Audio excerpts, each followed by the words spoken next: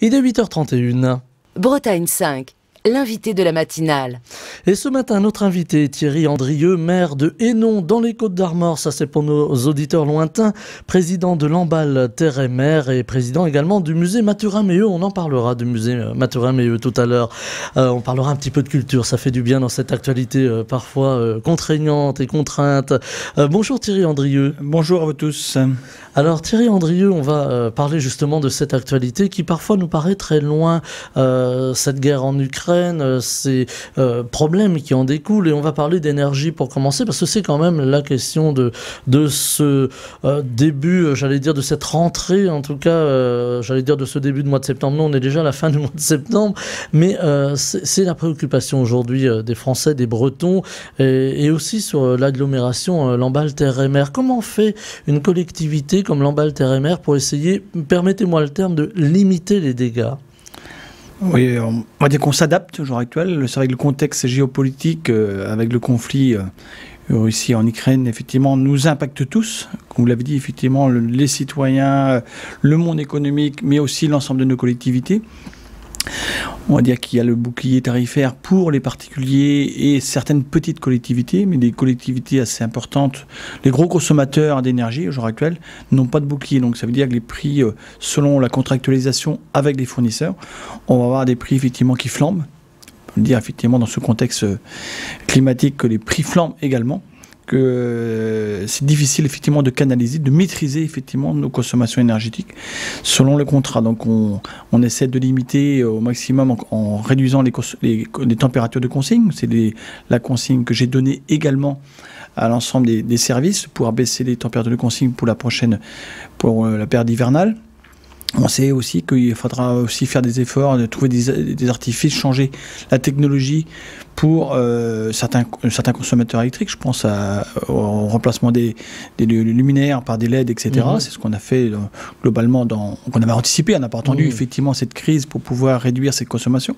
Parce que c'est un coût quand même, ces investissements là aussi. Oui, mais c'est un coût, mais ça permet de pouvoir réduire effectivement ces consommations énergétiques. Je pense à... Dernièrement, dans un service, ils ont remplacé tous les luminaires, ils ont réussi à diviser par 2,5 les consommations énergétiques. On pense aussi à les éclairages publics. Les éclairages publics, on peut réduire effectivement l'intensité lumineuse.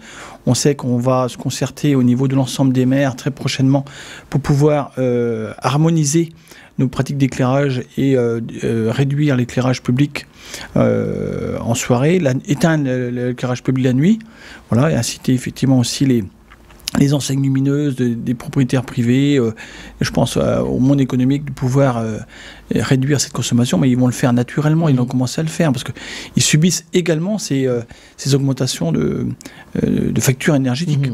Il y a une concertation avec le monde économique.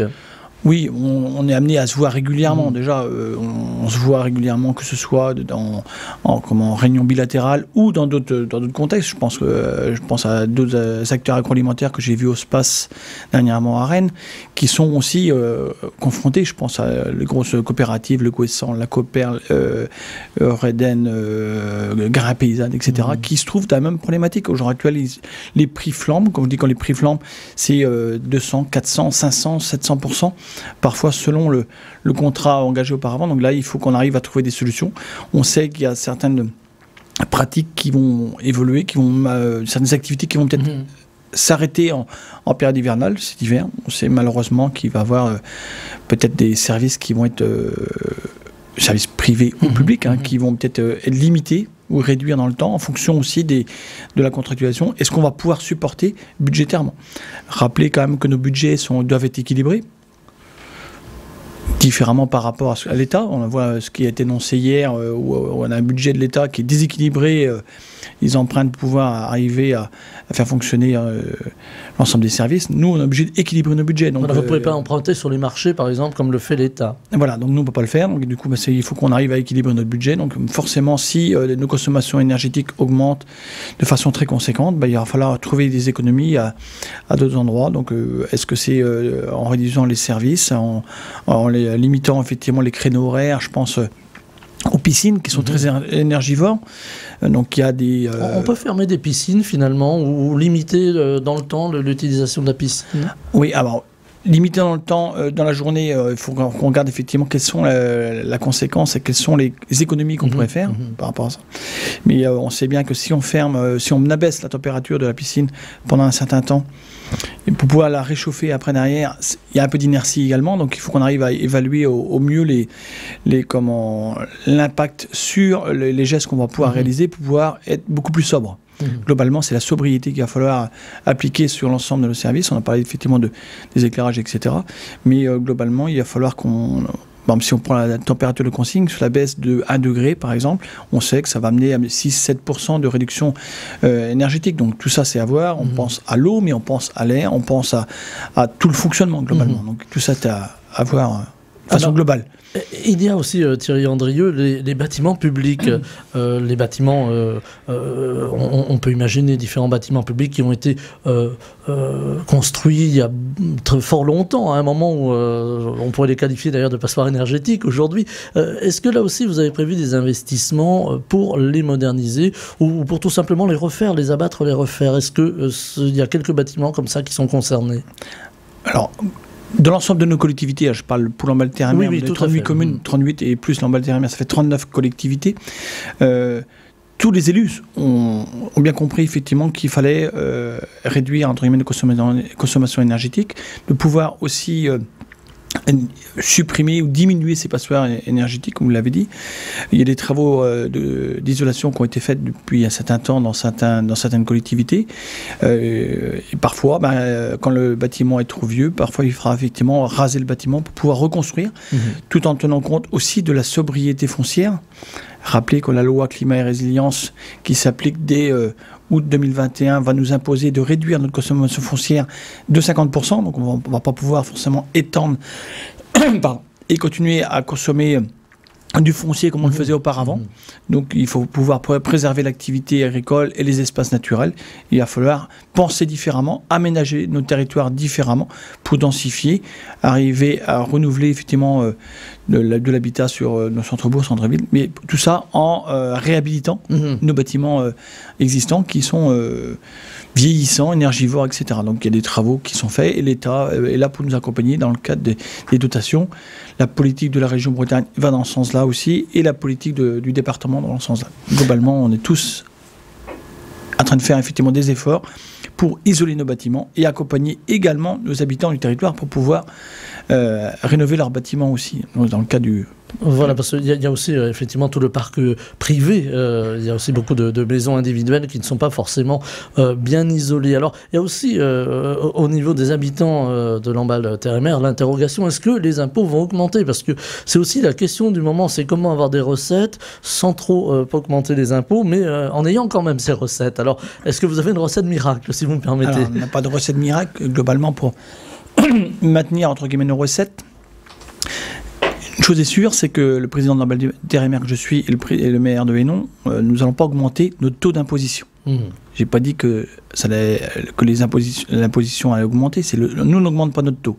Par contre, la base fiscale est revalorisée, donc c'est l'État qui revalorise cette base fiscale qui impacte effectivement l'imposition de nos habitants. La réforme qu'il y a sur la fiscalité dans le plan le projet de loi de finances 2023, on annonce quand même que l'État va réduire la fiscalité au niveau des entreprises. Rappelez que cette fiscalité revient quand même aux collectivités. Alors, quid effectivement de cette dynamique de cette fiscalité? Attention effectivement à ne pas fragiliser nos collectivités, parce qu'on s'aperçoit que globalement l'État a tendance à transférer de plus en plus de charges aux collectivités et en réduisant leur marge de manœuvre. Il y a une orientation qui est donnée pour nos collectivités. Oui, les collectivités doivent faire un effort, mais rappelez que nos budgets sont équilibrés, d'une, et qu'on fait tous des efforts pour pouvoir apporter un service qui a été transféré de l'État vers nos collectivités, que ce soit les agglomérations, le département, la région et nos communes respectives pour amener un service public de proximité. On a tendance à oublier d'où venait effectivement ce service qui était porté par l'État auparavant. On pense effectivement aux cartes d'identité qui ont été transférées aux communes, même s'il y a un accompagnement au niveau de l'État, mais qui... Ce qui pose problème d'ailleurs, parce que les communes sont submergées. Ah oui, effectivement, suite à la crise sanitaire, il y a eu un peu de retard par rapport à le renouvellement des pièces d'identité, et là on voit qu'il y a une attente forte du citoyen, et c'est tout à fait logique, mais là on est en train d'effectivement remonter une pas une défaillance, mais un manque de service au niveau des communes. Mais il faut bien se rappeler que c'était quand même l'État qui l'avait auparavant. Alors, donc l'État a transféré beaucoup de compétences aux communes et en ne donnant pas de moyens. Et ce qu'on entend, j'ai vu effectivement dans la presse pas plus tard qu'hier, c'est que l'État souhaite effectivement baisser les frais de fonctionnement, du budget de fonctionnement des grandes collectivités. Alors je ne sais pas comment on va pouvoir supporter l'inflation, la revalorisation du point d'indice des fonctionnaires qui était attendue depuis un certain temps, et le coût énergétique, on en parlait tout à l'heure, comment on va pouvoir supporter ça. Donc si on est limité, le risque c'est effectivement qu'on réduise effectivement le service auprès des citoyens. Alors qu'on a un réel besoin de services de proximité, et on voit bien que la première porte d'entrée, quand même, c'est la mairie, c'est nos intercommunalités, c'est le département, c'est la région, et c'est pas forcément l'État. Les services de l'État, aujourd'hui, on en voit de moins en moins à arriver sur nos territoires. Les maisons France Service, si je prends un exemple, c'était un service quand même des différentes structures publiques de l'État qui sont transférées aux communes qu'elles souhaitent, avec un certain nombre d'endroits sur le territoire, mais tout ça sur la charge des collectivités territoriales. Voilà, c'est les collectivités territoriales finalement qui prennent en charge ce que l'État aurait dû prendre en charge. Voilà. Ça peut mettre en danger des petites communes qui se sont endettées, par exemple, pour refaire un centre-bourg ou pour faire des aménagements. Ça peut être dangereux.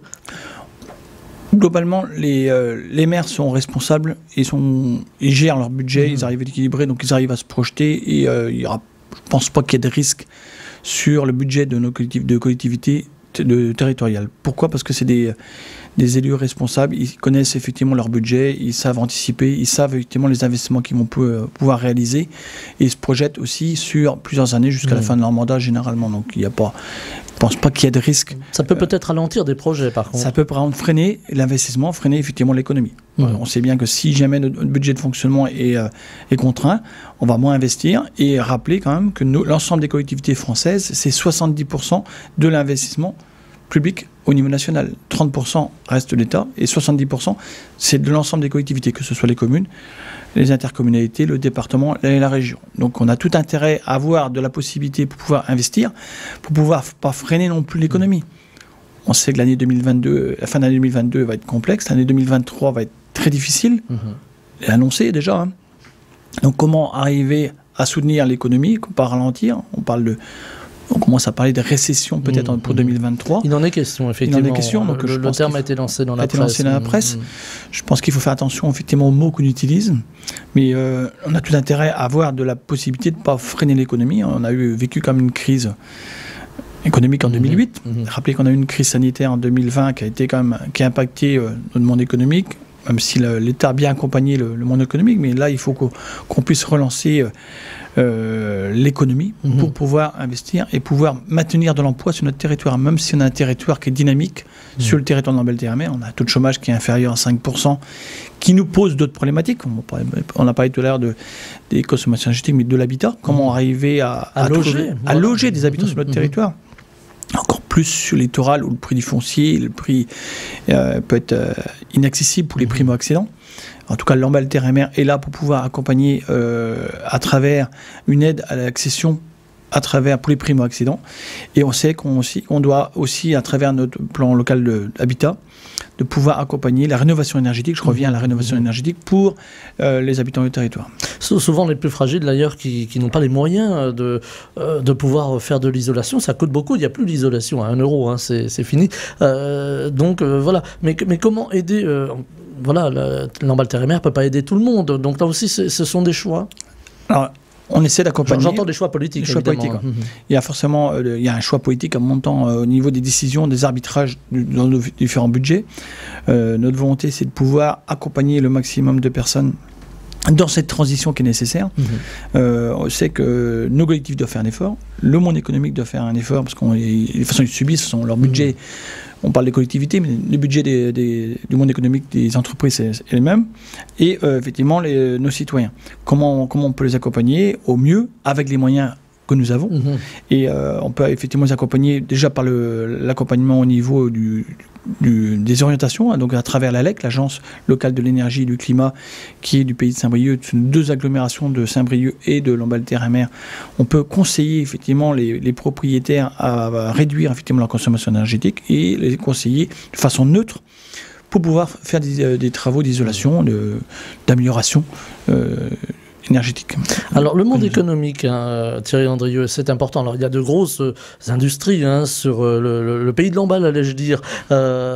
Pour faire simple, vous les citiez tout à l'heure, la Coperle ou encore le Gouessant, grande coopérative. Mais il y a aussi beaucoup de petits artisans, de petites entreprises, parfois des micro-entreprises. Elles subissent aussi cette crise qui va croissante en ce moment de plein fouet. Là aussi, il va falloir les accompagner. Et de quels moyens dispose Lamballe-Terre-et-Mer, par exemple, pour pouvoir aider ces petites entreprises pour pas qu'elles subissent trop la crise?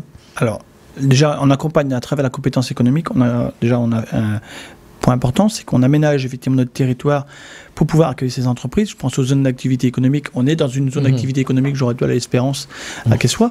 Mais il y a d'autres zones d'activité sur le centre du territoire, de Trémeur jusqu'à Plus Rien, jusqu'à Quessoy, Saint-Alban, pas Quessoy, Erquy, Saint-Alban, Lamballe, etc. Plus Rien, je le précise pour nos auditeurs qui sont loin, c'est le nom d'une commune. Plus Rien, voilà, c'est important. Je vois déjà les jeux de mots arriver. Mais voilà, c'est important. Très bien, la commune de Plus Rien, il y a une zone d'activité, etc. Il y a différents endroits qu'on puisse aménager nos territoires. Donc c'est bien sur notre budget des zones d'activité qu'on accompagne l'installation des entreprises. On accompagne aussi l'installation des entreprises à travers des artisans, des commerçants, à travers le pass artisan-commerçant avec la région Bretagne, partenariat avec la région Bretagne, qui a la compétence économique également. Et on essaie d'accompagner en fonction des transitions, en fonction des besoins aussi des entreprises. Pendant la crise sanitaire, on a accompagné à travers un fonds de solidarité les entreprises. Et donc là, on est en train de réfléchir effectivement comment on va pouvoir, avec l'aide de la région, comment on va pouvoir accompagner certaines entreprises sur le territoire. Les entreprises qui pouvaient être en difficulté. Et on sait aussi remonter des informations. On sait que le bouclier tarifaire qui est mis en place au niveau des particuliers, il y a une forte demande du monde économique pour pouvoir être accompagné également. Donc on est capable de remonter aussi, on remonte des informations au niveau du gouvernement pour pouvoir avoir un geste ensemble. Parce qu'on sait bien que c'est pas dans notre collectif, c'est pas la collectivité de Lamballe-Terre-et-Mer, qu'on a les moyens de pouvoir accompagner l'ensemble des acteurs économiques. Et quand vous parlez effectivement des acteurs économiques, on a parlé des grandes coopératives, mais aussi qu'on a de belles entreprises. Juste à côté, on sait qu'on a l'entreprise Marie Morin qui nous fait de très bons desserts pour notre territoire. Voilà, ça vous allez mettre l'eau à la bouche de notre réalisateur. Qui permet aussi qui se développe. Donc nous, effectivement, de pouvoir les accompagner. Des fois, quand il nous manque un peu de foncier, parfois c'est possible aussi, ça arrive que les communes, les entreprises puissent se déplacer aussi. On sait que Marie Morin s'est déplacée pas plus tard qu'à Trégueux, et inversement, parfois c'est dans le sens inverse. On a tout intérêt à travailler main dans la main, les deux agglomérations, au niveau de Saint-Brieuc agglomération et de Lamballe-Terre-et-Mer pour aménager notre territoire. Et ce qui nous amène à travailler actuellement au niveau du syndicat mixte de la baie de Saint-Brieuc, donc je suis le président. Voilà, je ne l'ai pas précisé en commençant, mais voilà, vous l'avez dit. Voilà, on est en train de travailler sur le futur SCOT, le futur document d'urbanisme au-dessus du PLUI, au-dessus des PLU, pour pouvoir aménager notre territoire à l'horizon 2030. Tout ça en tenant compte de la loi climat et résilience que j'ai parlé tout à l'heure, où on va nous demander de réduire notre consommation foncière de 50%. Voilà, comment finalement allier économie, développement économique, logement et réduction justement de ces constructions pour conserver du foncier, pour conserver des terres agricoles. Alors l'objectif c'est bien de préserver de la terre agricole et des espaces naturels en même temps. Bonne chose, mais après derrière comment on arrive à allier sobriété foncière, développement économique, de la demande pour l'habitat, tout ça en tenant compte effectivement de l'existant. On sait qu'il y a eu des aménagements de zones d'activité par exemple qui n'ont pas été très très sobres au niveau du foncier, donc il va falloir revoir ça. On va aménager différemment nos zones d'activité. Je pense au développement économique dans nos centres-bourgs, centres-villes. On a des friches aujourd'hui qui sont vacantes. On a aussi des pas de porte qui sont vacants aussi. Donc à nous intérêt de travailler et pouvoir densifier davantage, reconquérir ces friches, les réhabiliter Et on sait bien qu'il faudra parfois effectivement investir de l'argent public pour pouvoir redynamiser nos centres-bourgs, centres-villes, en réhabilitant ces friches dans ce contexte énergétique qu'il va falloir maîtriser ces coûts. Voilà. Il nous reste 5 petites minutes, Thierry Andrieux, ça va vite le matin à la radio. J'aurais voulu vous entendre, avant qu'on parle du musée Mathurin-Meilleux, parce que c'est important aussi la culture, j'aurais voulu vous entendre aussi sur les relations entre les différentes entités, parce qu'on parle du département, on parle évidemment des communautés d'agglomération, des communautés de communes parfois encore, et puis il y a la région. On a l'impression quand même qu'ici en Bretagne, ça fonctionne bien entre les différents acteurs. On a la chance déjà pour le territoire des Côtes-d'Armor d'avoir 8 intercommunalités. 8 EPCI, 8 Comcom, 8 agglomérations, après en fonction de l'appellation. On a la chance de pouvoir avoir que 8 effectivement EPCI et de pouvoir avoir cet échange régulier. On se voit assez régulièrement, on peut se voir également avec le président du département assez régulièrement également, et avec le préfet également. Donc on a la chance, on appelle ça le C8, C9, C10, si on met le 8 plus le département plus l'État. Et on a aussi cette coopération qui suit les Bretons. Les Bretons à la limite coopèrent assez facilement. Et à la même échelle, on a cette discussion entre l'ensemble des collectivités de Bretagne avec la région.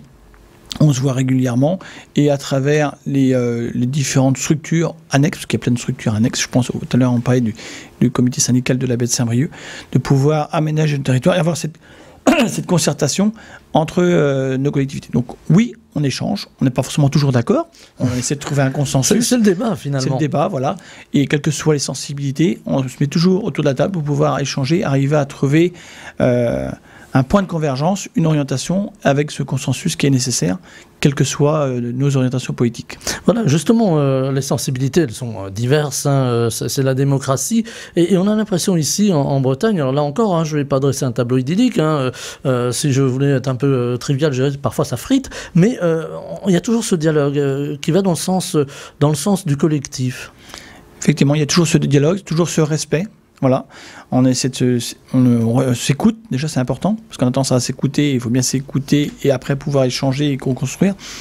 Oui, cet échange est régulier, voilà, il y a un état d'esprit qui est constructif, voilà. On essaie d'amener l'intérêt général à chaque fois au centre des discussions, et c'est bien le citoyen, je rappelle le besoin du citoyen, qui est au centre de nos discussions, et pas forcément l'intérêt des élus.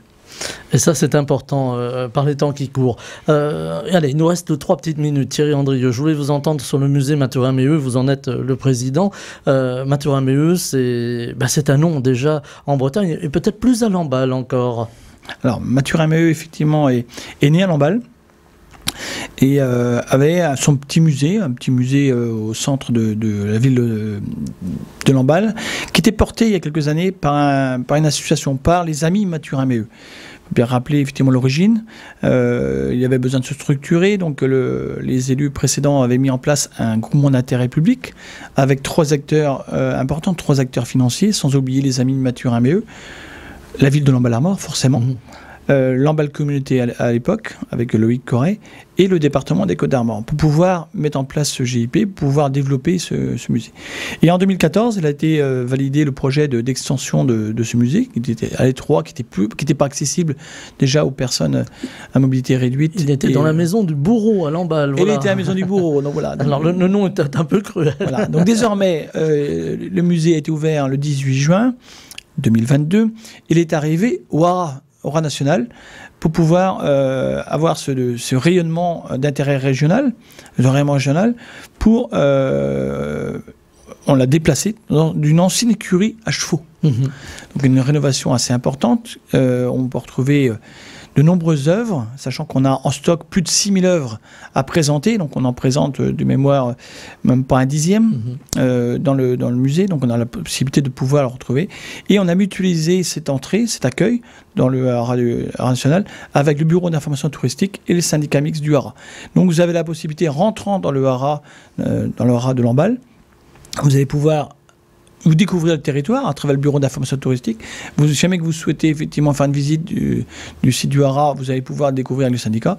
Et vous allez pouvoir découvrir les œuvres du Mathurin Méheut, où vous allez retrouver la tapisserie de la mer, une grande tapisserie de la mer qui a été rénovée, qui était dans le bureau du préfet des Côtes-d'Armor il y a quelques années. Et juste en face, vous allez pouvoir retrouver, pour ceux qui sont intéressés, de retrouver le carton qui n'a jamais été exposé. Donc le carton, c'est le brouillon, entre guillemets, de l'artiste qui a été peint avant la guerre.